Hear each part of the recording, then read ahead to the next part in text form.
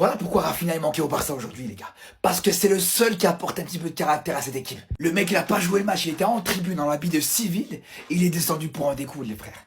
Pendant que De Jong, celui qui est censé être le capitaine du club, il était sur le terrain, il était là. Oh, attention, arrêtez, hein, sinon je vais appeler la police, hein. Voilà, c'est ça toute la différence. Voilà, les gars. Après, je dis pas que, voilà, il fallait se battre dans ce match pour gagner, c'est pas ça la question. Mais quand tu vois que tu te fais marcher dessus par le Real Madrid, quand tu vois que tu as une équipe aussi fade, aussi mauvaise, que tu as un Yamal qui fait n'importe quoi dans ce match, quand tu as des Fermin Lopez qui sont un peu trop individualistes, quand tu as un Rashford qui fait n'importe quoi sur son côté gauche, quand on voit ce genre de choses, les gars, tu as un Rafinha sur le terrain, je suis persuadé que c'est pas la même chose. Je suis persuadé que les joueurs ne jouent pas de la même manière, les gars.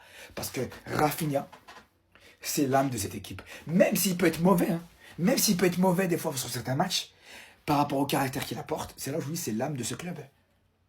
Mais en dehors de ça, hein, par rapport au pressing que lui-même peut apporter, mais qu'il va inciter les autres joueurs à aller presser aussi, en fait, tout simplement. Et c'est là où on voit, dans un match comme ça contre le Real, dans ce Classico, contre le PSG par exemple, c'est ce joueur qui nous manque, c'est lui qui nous manque, les gars. Vraiment, faut qu'il revienne le plus vite possible.